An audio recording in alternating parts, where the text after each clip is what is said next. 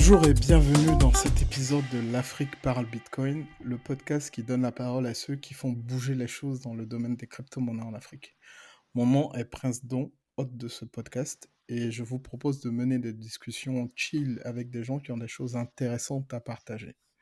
Aujourd'hui, je reçois Gloire Ouan Zavalere, cofondateur de Chain Globe, qui est un média en ligne qui couvre l'actualité du Bitcoin en Afrique, et de Kiv Éclair, qui a eu une initiative d'aide à des personnes démunies grâce à Bitcoin. Donc, on a vraiment hâte de creuser dans ce sujet et de savoir de quoi il s'agit. Bonjour Gloire, Alors bonjour, je suis content d'être là. est-ce que tu peux te présenter, enfin, nous parler un peu de toi, de ce que tu fais, si il y a des précisions à apporter à ce que j'ai dit? Alors, bon, c'est Gloire Wanza Valérie, comme tu l'as bien prononcé. Je suis juste un bitcoiner alors, je me suis plongé dans le sujet depuis fin 2017. Et à cette époque, quand je me lançais, je me suis rendu compte qu'en Afrique francophone surtout, il n'y avait pas beaucoup de gens qui s'intéressent vraiment à fond au Bitcoin. Bon, là, j'essaie de cacher certaines choses, mais au début, je me suis lancé un peu dans tout concernant la crypto. Je suis tombé dans des petites arnaques. Je me suis tenté au trading, passé le temps à à travailler des charts. Mais après, je crois que c'est autour de 2019 ou Mm. en fin 2019 que je me suis reconverti au Bitcoin, dont j'ai fait un sujet de mon travail quoi depuis tout ce temps. Donc je travaille sur Bitcoin. Maintenant je tiens un blog, bon, disons un média en ligne qui est, comme tu l'as dit, dédié à l'actualité autour du Bitcoin en Afrique. Et après, récemment, je crois que ça doit être en octobre 2021, j'ai lancé avec quelques amis une initiative nommée Kiveclair qui consiste à venir en aide aux gens, aux plus démunis à partir du Bitcoin. Pas seulement dans l'objectif de les aider, mais l'idée c'est de créer une sorte d'économie circulaire à Goma autour du Bitcoin. Goma, c'est une ville du Congo. Et on essaie de faire les choses un peu à la Bitcoin Beach, quoi. Et voilà, ça c'est la deuxième chose. Et la troisième, c'est la conférence. On organise en décembre de cette année une première édition de ce qu'on appelle Africa Bitcoin Conférence. Et on, on espère qu'on va pouvoir organiser ça toutes les années, quoi. Donc ça fait une activité de plus. Et ça, je le fais avec Fodé Diop, qui est un développeur Bitcoin basé aux États-Unis, mais c'est un Sénégalais, et Farida, qui est une de responsable de la société civile au Togo. Et donc c'est un peu ça que je fais autour du Bitcoin. En bref, je ne sais pas si j'étais vraiment bref, mais en gros c'est ça quoi. Yes, écoute, c'est déjà pas mal. Bon, on va essayer de venir plus en détail dans certaines de ces activités-là dans le déroulement du podcast. Mhm. Mais là, est-ce que tu peux nous parler un peu de... Bon, tu nous as dit un peu comment tu es arrivé à Bitcoin. Ça a été quoi tes premières interactions avec Bitcoin en particulier? Qu'est-ce que ça représente pour toi finalement, Bitcoin? Alors Bitcoin, au départ, un peu comme tout le monde.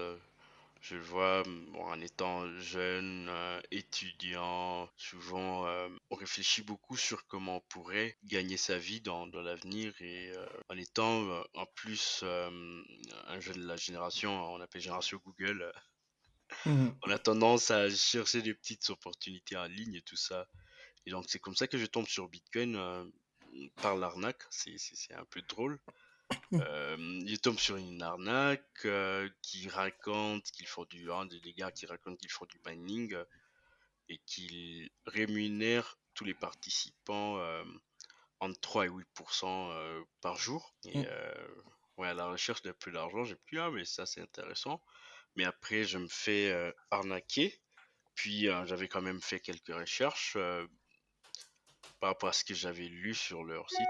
Mais avant, il faut dire que j'étais déjà tombé sur Bitcoin hein. En 2014, j'avais juste entendu parler du Bitcoin à la télé, mais je ne pouvais pas en acheter à l'époque. C'était passé trop rapidement Mais quand ces gars viennent avec cette histoire de mining et tout ça, je me rappelle, je me dis, mais j'ai entendu parler de Bitcoin. En plus, c'était sur France 24. Je me dis, ça doit être la réalité, tout ce qu'il racontait.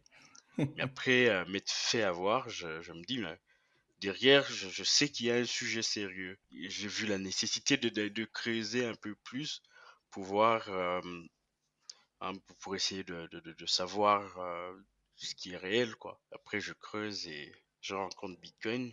À la base, je suis militant de la société civile au Congo. On me dit très rapidement que Bitcoin a un gros potentiel en termes de libération des populations. En libération dans le sens où, pour moi, je pense que la vie privée, c'est un principe, c'est un droit fondamental. Je Mhm. pense que les gens devraient avoir la facilité d'épargner.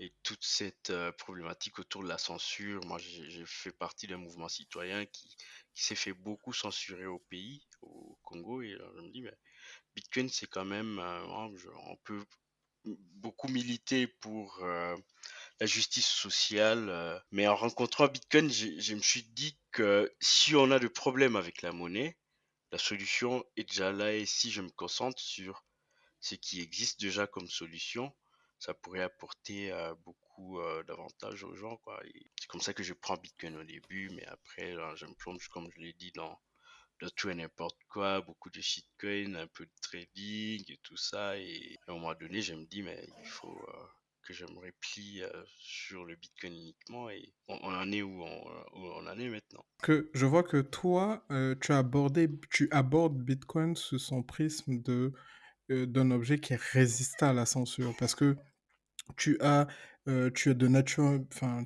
tu es plutôt impliqué dans des causes, tu es plutôt militant, impliqué dans des causes pour la Ouais, société c'est bien civile. ça.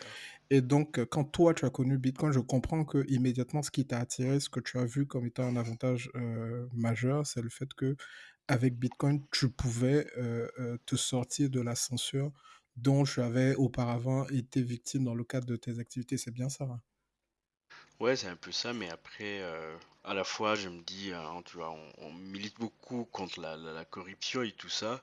Je me dis, Mhm. mais j'ai en face de moi une monnaie qui est incorruptible, quoi. Mhm. Un système monétaire qui ne peut pas être corrompu par personne. Et l'idée me séduit très rapidement parce que je vois, j'ai très rapidement vu en Bitcoin un outil complètement militant avant qu'on parle de tous les blabla concernant la finance et l'argent, quoi. Mmh mh. Du coup, comment est-ce que toi, tu as l'habitude d'expliquer ce que c'est que le bitcoin à des gens?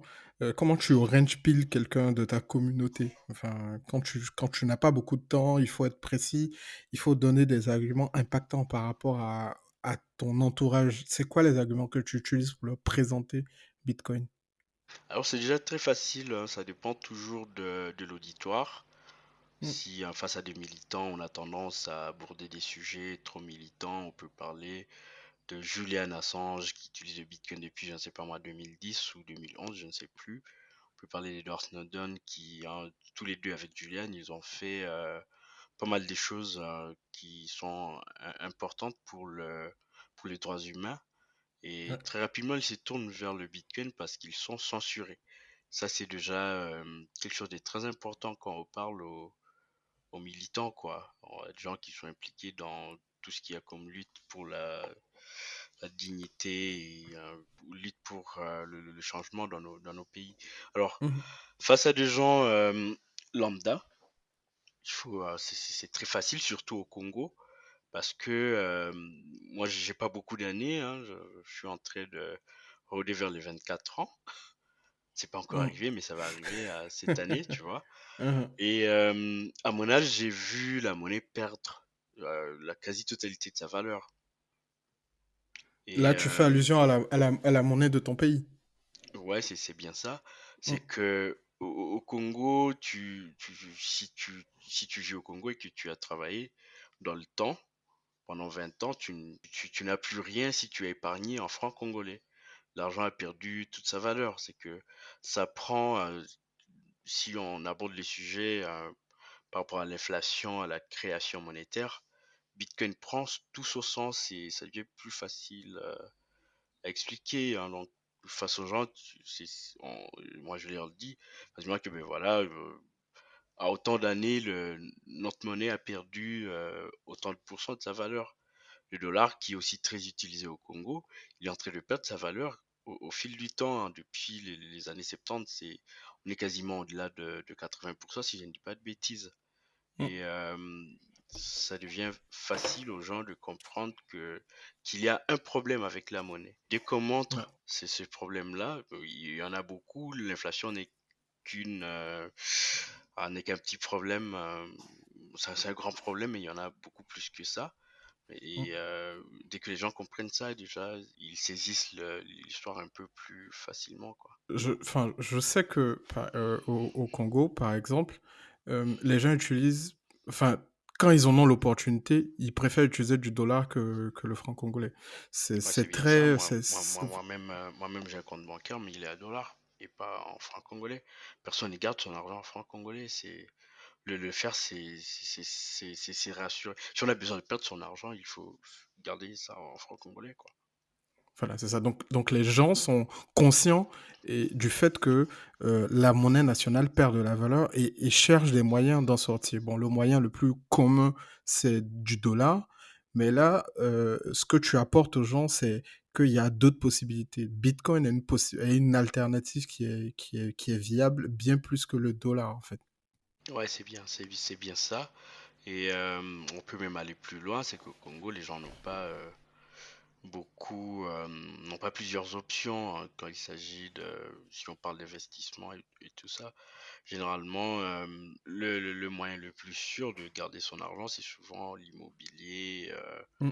disons l'achat de la terre, mais les gens Pas ils ne savent suffisamment rien d'argent. de tout ce qu'il y a comme investissement dans les entreprises, comme il n'y a pas déjà une bourse au niveau local. Et Mmh. l'or, on en parle comme actif refuge, mais personne n'a accès à l'or, à part une certaine catégorie de personnes. Et pour moi, quand je vois le Mmh. Bitcoin, je me dis, ça, c'est un moyen qui démocratise un peu l'épargne, quoi. C'est qu'on n'a pas que la banque comme solution et on sait déjà que la banque n'est pas vraiment utilisée au Congo. C'est que Bitcoin, c'est pour moi une alternative à tout ça, hein, qui permet aux gens de stocker de la valeur et dans quelque chose qui est sûr, quoi.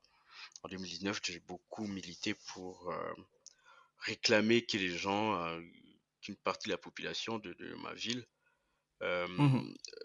retrouvent leur argent stocké à banque parce qu'il y a une banque locale garantie par la Banque centrale du Congo qui avait fait faillite et jusqu'à maintenant, ça fait déjà quelques années, personne n'a jamais eu accès à son investissement. C'est que déjà, même avec les banques, les choses ne sont pas aussi sûres que ça, surtout dans un pays comme le Congo.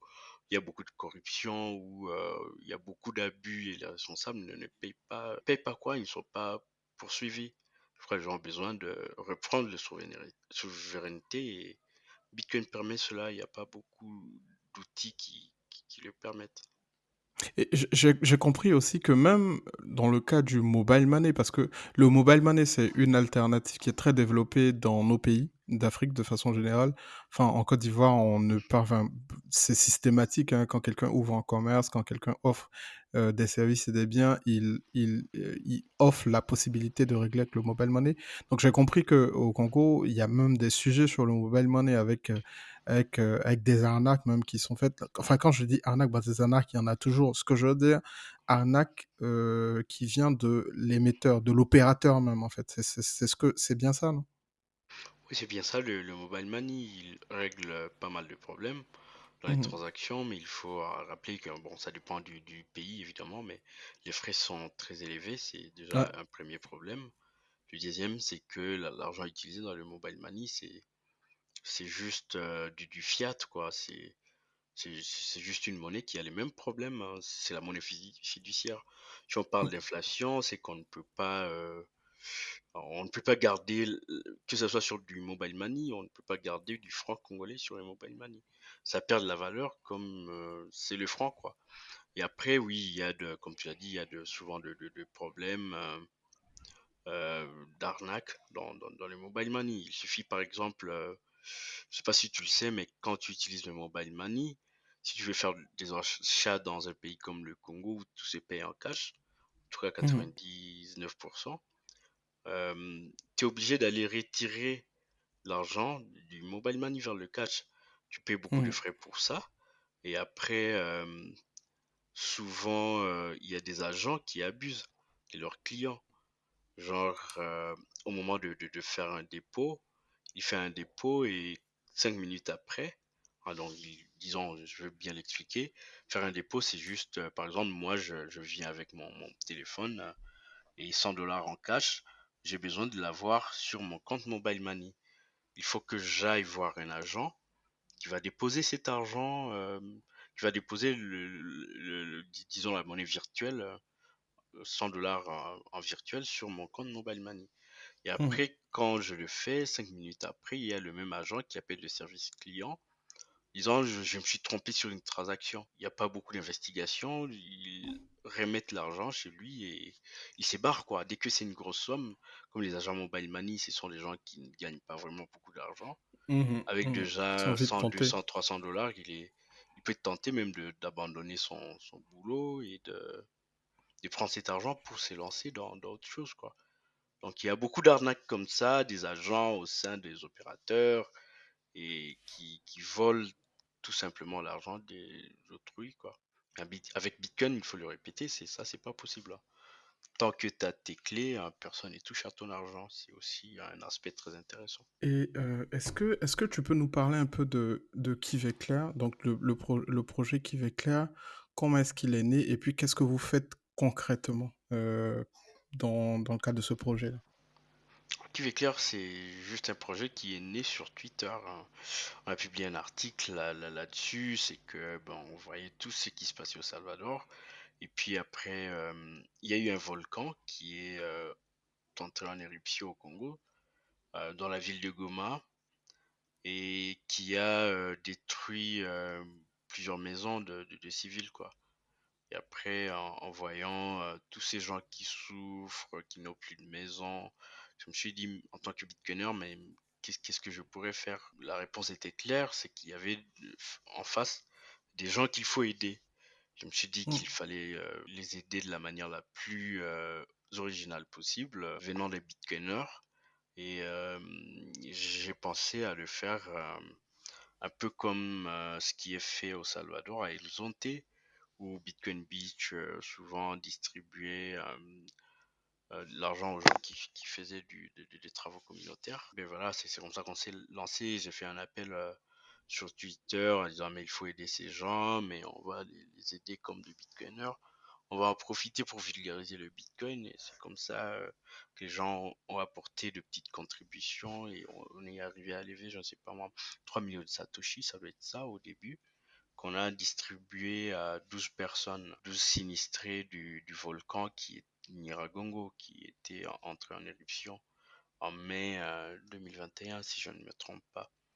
Et après, quand j'ai vu, l'idée c'était de leur donner du Bitcoin et faire en sorte qu'ils aillent acheter ce dont ils ont besoin avec, Sans convertir le Bitcoin sans en convertir en monnaie cash. fiat. Mm, Ouais, ok. évidemment, c'est bien ça. Et après, quand j'ai vu qu'avec les 3 millions de Satoshi, ça doit être ça, si je ne me trompe pas, tout s'est bien passé, je me suis dit, bah, qu'il faudrait en faire une initiative qui va être là pour rester dans le temps. Et c'est comme ça qu'est venue l'idée des Kiv éclairs. Et comme le nom le dit, Kiv, c'est une référence à Kivu, disons la province dans laquelle je vis au Congo s'appelle Kivu, Mhm. Nord Kivu. Et éclair, c'est Lightning, quoi. Lightning Network comme une surcouche au Bitcoin qui permet de faire de micro-paiements. Et après, ben, on a levé, quand on a voulu professionnaliser l'initiative, on a fait un deuxième appel aux Bitcoiners. On a voulu qu'ils contribuent pour nous aider et on est arrivé à lever autour de 20 000 dollars maintenant. L'idée c'était d'en lever 25 000 pour relancer l'initiative avec 50 personnes à accompagner. Puis il y a le Bitcoin, question de créer une petite économie circulaire. Et là, on est au point où on va bientôt relancer l'initiative, quoi. Donc c'est ça, à la fois il faut aider les gens, hein. C'est ce qu'on s'est dit, il faut qu'on aide les gens tout en vulgarisant le Bitcoin dans la pratique, pas en faisant de conférences. Est-ce que finalement, ces personnes-là, ces personnes que vous avez aidées, qui ont commencé à dépenser ces bitcoins-là, ont eu tendance à rester dans le système? Donc, enfin, pas totalement, mais à chercher à obtenir des bitcoins d'une manière ou d'une autre, hein, soit peut-être en réalisant des œuvres sociales, des actions sociales pour être rémunéré en bitcoin, soit de votre part ou de la part de quelqu'un d'autre qui pourrait les régler en bitcoin et et on continue à effectuer des dépenses en bitcoin. Déjà, bon, c'est très compliqué pour eux, hein, je peux le comprendre. Bon, sur le court terme, on comprend qu'ils traversent de situations très difficiles, donc c'est pas évident qu'ils achètent du Bitcoin pour l'instant. Mais, Mhm, mais on se rassure au moins qu'ils comprennent c'est qu'est Bitcoin et en quoi il pourrait les aider. Maintenant, j'imagine ils ne peuvent plus refuser, par exemple, de recevoir un salaire en Bitcoin. mhm, ok, Ça, c'est déjà clair. Ils mhm, comprennent au moins déjà pas mal de choses sur le sujet. Et c'est ça, quoi. Nous, on fait tout pour vulgariser la chose. Et après, ce qu'ils font derrière, on n'en sait pas encore trop, comme c'est le début, mais quand mhm. même, il y a un bon signe, ils comprennent Bitcoin et le plus intéressant, c'est qu'ils comprennent comment l'utiliser, quoi. Est-ce que, justement, dans cette utilisation, enfin, les gens à qui tu en parles, est-ce qu'ils ne bloquent pas face à la, la volatilité des cours du Bitcoin, en fait? Comment est-ce qu'ils se comportent généralement face à la volatilité du cours? Alors déjà, bon, on parle des gens qui sont au Congo, c'est que déjà avec le franc congolais, ils comprennent c'est qu'est la volatilité. Alors c'est pour ça que c'était super facile d'expliquer tout ça, tout ça en donnant comme exemple le franc congolais, la monnaie avec laquelle ils ont grandi, la monnaie qu'ils maîtrisent bien. Explique pourquoi peut y avoir une baisse du cours, pourquoi la monnaie peut perdre de la valeur. Et après, c'est sûr qu'il y a de la volatilité à court terme, mais quand tu mets un graphique du Bitcoin sur 10 ans, tu te rends compte que ben voilà, le Bitcoin est quand même dans une très bonne direction, quoi. Donc ils ont facilement compris ça et c'était pas disons, c'était pas la chose la plus compliquée à expliquer, quoi. Comme ils le vivent déjà avec la monnaie traditionnelle au Congo. Et est-ce que du coup tu peux nous parler un peu plus d'autres initiatives de Bitcoiners au Congo? Est-ce que tu en connais? Est-ce que la communauté, qu'est-ce que tu peux dire de la communauté de Bitcoiners congolaise? Quand je suis arrivé dans le milieu, les choses ne bougeaient pas trop, mais actuellement, on se rend compte très rapidement que les choses avancent, quoi. Donc, à un moment donné, c'était impossible de voir le Congo apparaître sur une carte qui parle de Bitcoin. Mm, Mais actuellement, ces choses-là ont changé. Il y a un récent rapport de Chainalysis qui place le Congo, je crois, de 32e pays en termes d'adoption du Bitcoin, si je ne me trompe pas. C'est à vérifier une fois de plus. C'est que, mhm, en bref, les choses évoluent pas mal. C'est quand même très intéressant de parler du Bitcoin et du Congo parce que le Congo il est blacklisté, par exemple, sur la plupart des plateformes d'échange. ouais, Mais ouais. on se débrouille, on a su se débrouiller localement. C'est que pratiquement quand je vais acheter du Bitcoin ou à vendre, premièrement, j'ai deux ou trois options de plateformes en ligne, de plateformes locales qui permettent, qui donnent ces services. Et après, je peux toujours dans un groupe WhatsApp, puis un forum local de Bitcoiners, je peux toujours appeler un pote et lui dire, mais mec, j'ai besoin du cash et j'ai du Bitcoin, ou j'ai besoin du Bitcoin, j'ai du cash. Est-ce qu'on peut passer à l'échange? La plupart des Bitcoiners congolais procèdent de cette manière-là, que je trouve un peu plus original en termes de vie privée et de tout ça. Et donc, bref, si j'ai besoin du Bitcoin, je n'en manque jamais au Congo maintenant. Et si j'ai besoin du cash, je n'en manque jamais. Donc, c'est intéressant ce qui se passe, c'est que les choses bougent pas mal. On a maintenant une plateforme en ligne qui compte 16 000 utilisateurs. Je vois Ouais. que les chiffres ont un peu changé. On doit être au-delà de 16 000, mais c'est déjà intéressant. Ça n'existait pas il y a 2, 3 ans. Ah mais c'est particulier ce que tu dis là, parce que ce que tu dis, c'est que le Congo est dans une position qui est très particulière et je pense que ça vient du fait que, bah, de par, les différentes réglementations internationales, les plateformes d'échange de crypto-monnaies comme Binance, Coinbase, Kraken, et consorts ne peuvent pas exercer au Congo. Donc c'est bien ça, hein, les ressortissants congolais ne peuvent pas créer des comptes sur ces plateformes, donc ne peuvent pas acheter ou vendre des crypto-monnaies sur ces plateformes internationales. Ouais, dès que tu crées un compte, si tu n'utilises pas un VPN, tu es viré immédiatement, quoi. Donc tu peux pas, tu peux pas faire transiter du cash pour avoir du Bitcoin. Il y a ces plateformes, même si tu peux faire des échanges crypto en utilisant un VPN. Donc la solution de contournement, c'est des plateformes locales, donc qui Ouais, offrent la possibilité d'échanger ces cryptos-là, ou faire du pair à pair en fait. Donc contacter un ouais, vendeur et puis tu lui envoies l'argent, il t'envoie les bitcoins avec les c'est risques que ça exactement. comporte. Ouais, c'est exactement ça, quoi. Mais après, il y a un peu avec l'évolution de la communauté, il y a des gens qui sont crédibles et que tout le monde connaît, Ok. quoi. C'est que Mm. au début, c'était quand même compliqué. J'ai dû acheter du Bitcoin auprès des gens que je ne connaissais pas. J'ai dû voyager, faire du 150 km ou un peu plus pour acheter du Bitcoin. Tu vois donc. Mais actuellement, il y a quand même plusieurs personnes qui fournissent ces services et qui sont bien connus par tout le monde et qui aident à éviter tout ce qu'il y a comme risque, quoi. Donc, ça réduit quand même le risque, même s'il est toujours là, quoi. La conférence Bitcoin Africa. Euh, Récemment, je devrais.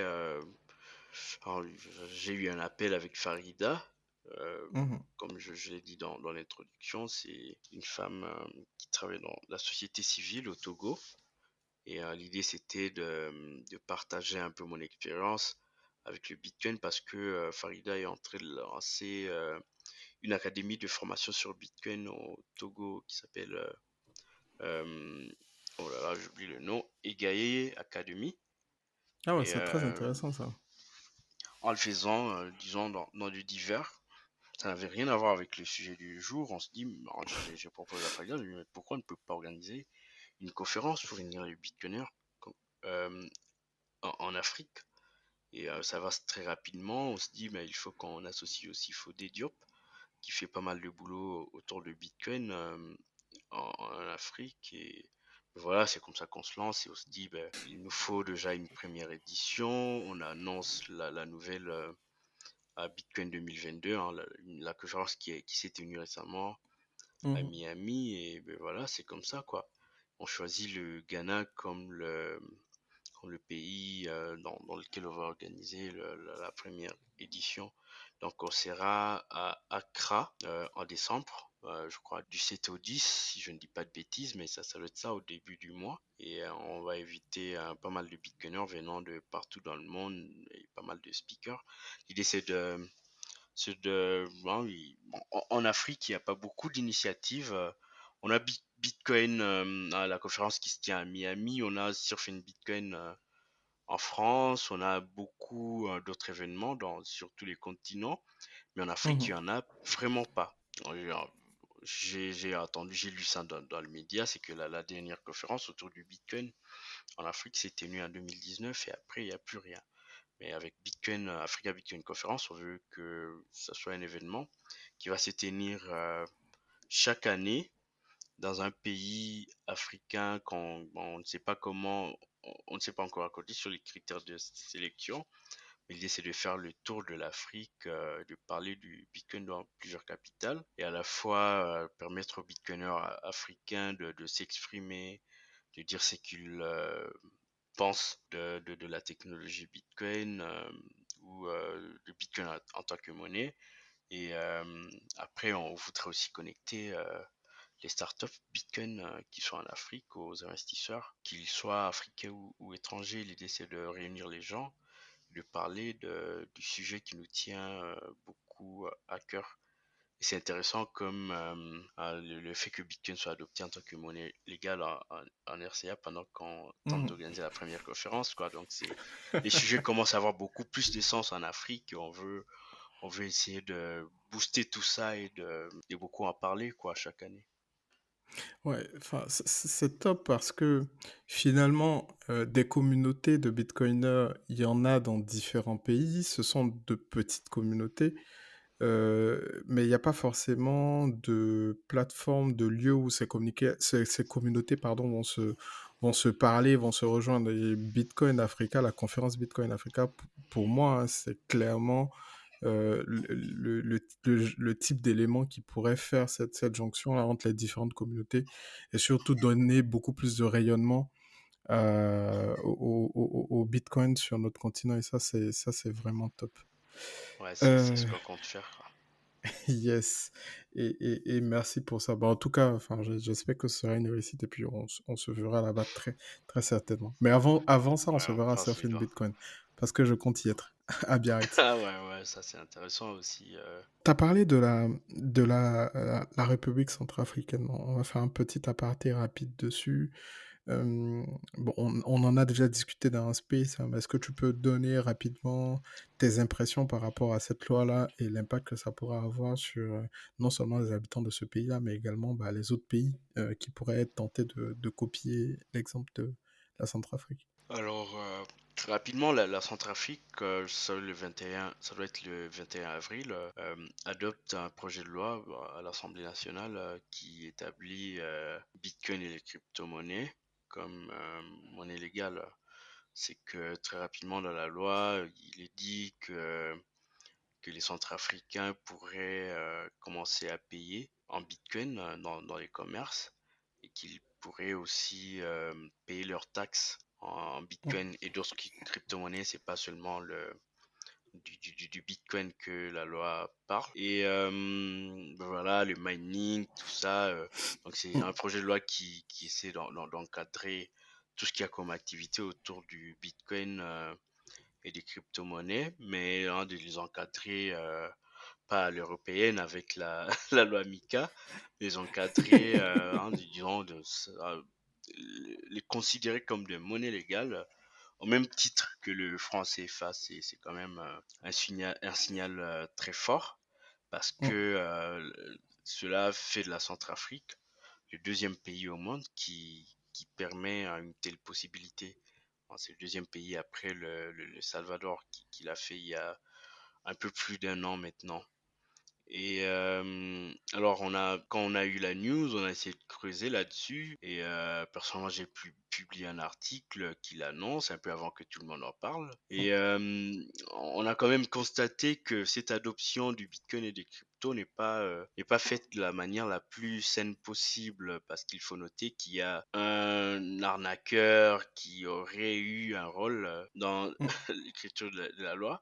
On ne sait pas ce qu'il a derrière la tête, c'est que premièrement, on se rend compte qu'il a quand même aidé à ce que le pays passe le cap vers une décision très importante.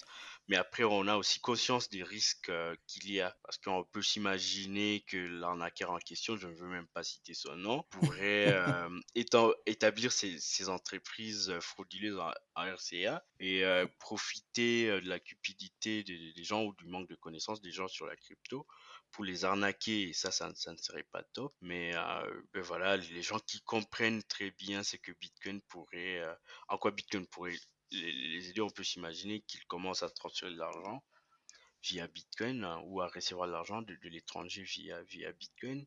Et cela veut dire qu'il n'y aura plus beaucoup de frais parce que la Centrafrique, c'est quand même moins de 10% de la population qui est bancarisée. Cela veut dire que l'argent qui vient de l'étranger transite généralement dans des réseaux de paiement des réseaux de transfert comme Western Union qui prennent souvent au-delà de 10% des commissions. Et grâce au Bitcoin, ils pourraient, disons, la diaspora centrafricaine pourrait commencer à transférer l'argent au pays sans payer beaucoup de frais parce que on l'a vu, le gouvernement voudrait installer des ATM dans le pays. On peut s'imaginer que Centrafricain qui vit en France transfère l'argent à sa famille en payant moins d'un dollar de frais, et que sa famille localement puisse retirer l'argent en cash via le réseau d'ATM que le gouvernement voudrait installer dans le pays. Ça, c'est déjà très intéressant. Et voilà, la population pourrait aussi bénéficier de tous les avantages du Bitcoin dont on a parlé au début, la vie privée, Mm. disons, c'est protéger de l'inflation, être souverain, et c'est ça quoi. Et le pays lui-même, il pourrait, l'adoption du Bitcoin en tant que monnaie légale pourrait être un premier pas. La Centrafrique pour se débarrasser du franc CFA, dont personnellement je ne dis pas beaucoup de bien quoi. Donc pour moi, c'est déjà un signal très fort et une décision qui est quand même historique, surtout venant d'un pays comme la Centrafrique. Mais après, on peut penser que le pays adopte Bitcoin pour échapper aux sanctions contre la Russie, mais ça, c'est pas très important. Tout le monde fait tout le monde fait du Bitcoin, c'est qu'il veut, quoi. Mais après, le plus important, c'est que la population puisse en profiter Ouais. à profiter de la décision du gouvernement pour se libérer hein, d'une certaine façon des frais, exclusion bancaire et tout ça. Donc, moi, j'imagine que si les choses sont bien faites, la population pourrait en profiter pleinement. Pour moi, enfin, moi, je trouve que c'est une super nouvelle, hein. Après, le petit bémol, c'est peut-être le fait que la loi, elle parle de crypto-monnaie et pas forcément de Bitcoin, donc il y a un risque de confusion. Bon, Ouais, pour ça, j'espère que ça sera corrigé rapidement. J'ai vu que déjà, il y a pas mal de personnes de la communauté Bitcoin qui ont commencé à interpeller le président centrafricain parce qu'il a commencé à être très actif en fait sur Twitter, donc à l'interpeller dessus. Et puis je sais qu'il y a plusieurs initiatives pour essayer de faire avancer les choses dans le bon sens. Et ça, c'est ouais. assez particulier, c'est top. Je sais pas si tu as vu, il y a eu la réaction de la la banque des États de l'Afrique centrale, là, qui notamment, je sais pas, tu as vu le courrier, ils disent que bah, cette loi-là part à l'encontre des traités monétaires de la zone et que la Centrafrique doit revenir sur sa décision.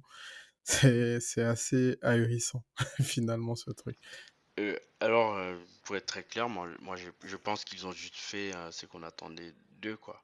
Mhm, mhm, C'est difficile d'imaginer qu'un pays adopte Bitcoin en tant que monnaie légale et d'avoir la banque centrale qui réagit positivement ou le FMI ou toutes les institutions qui s'intéressent à la question, quoi. Donc, c'est une réaction totalement normale. J'imagine que les autorités centrafricaines se sont également préparées à ça parce que, mhm. ben voilà, c'est ça le rôle de Bitcoin. Il est là pour un peu supprimer le rôle de la banque. Bon, je pense pas qu'il pourra le supprimer, mais il- Bitcoin ôte une partie du pouvoir monétaire aux banques centrales, quoi. Et après, c'est assez normal qu'ils réagissent négativement et Bitcoin est fait pour ça, à lutter contre tous les abus, hein, toutes les choses négatives qu'on voit avec le système bancaire traditionnel. Et c'est normal qu'il s'irrite très rapidement face à une telle position, mais moi personnellement, je pense que c'est une bonne décision pour la Centrafrique. Il faudrait, je trouve très sain que les gens puissent avoir la capacité de choisir la monnaie qu'ils veulent. Et Bitcoin le permet et ça fait pas beaucoup, hein, les gens à la banque ne sont pas contents de ça et c'est tout à fait normal, quoi. Ça, ça, ça, c'est sûr, c'est le moins qu'on puisse dire. Ouais. Ok, bah écoute, c'est parfait. Alors, dernière question, et c'est une question qui est une question traditionnelle du podcast. Donc, est-ce que il y a des personnes que tu souhaiterais voir invitées à ce podcast que tu penses qu'ils peuvent nous apporter des idées intéressantes, des bitcoiners africains, j'entends. Alors déjà, le fait que le podcast soit francophone limite pas mal le choix, mais moi j'aimerais Ça, c'est sûr.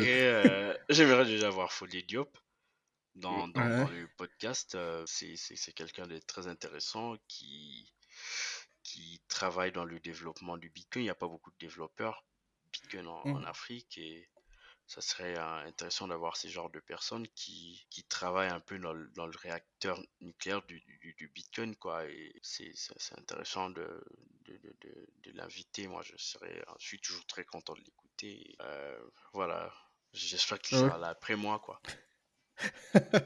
ok, pas de souci. J'ai déjà lancé une bouteille à la mer à Fodé, donc Ouais. on On le croise les veut, doigts pour on que. veut l'écouter. Ok, on croise les doigts pour qu'il nous enfin il me réponde bientôt. Ouais, Ok, ouais, ouais. c'est top. Bah écoute, merci beaucoup Gloire pour ton temps, ta disponibilité et puis surtout la clarté des informations. Et puis on peut te retrouver, j'imagine, sur Twitter et puis Ouais, ouais. sur ton blog, donc Chain Globe, pour ceux que ça intéresse d'avoir des nouvelles fraîches de l'actualité. Et puis, Ouais. bah, merci beaucoup pour ce moment. Eh ben, merci à toi, je suis content d'être passé. Ça fait un plaisir d'avoir. C'est mon premier podcast, disons, africain, quoi. En, Autour en du Bitcoin, afro. hein, ça, c'est. Ouais, voilà. Ok, bah écoute, cool. Merci beaucoup, Gloire, et puis bonne soirée, au revoir. Merci, au revoir. Nous sommes à la fin de l'épisode du jour. Je vous remercie de l'avoir écouté. L'objectif de ce podcast est de partager la correcte information sur le Bitcoin et les cryptos. Si vous avez appris des choses nouvelles ou tout simplement si vous avez aimé cet épisode, n'hésitez pas à le partager. Il est disponible sur les plateformes de streaming YouTube, Spotify, Apple Podcasts, Deezer. Si vous avez des questions, des sujets que vous voulez que j'aborde, ou même si vous souhaitez être invité à discuter au cours d'un épisode, je serai très heureux d'en parler. Vous pouvez me mentionner sur Twitter, le pseudo c'est @afrique_bitcoin. Encore merci et à bientôt.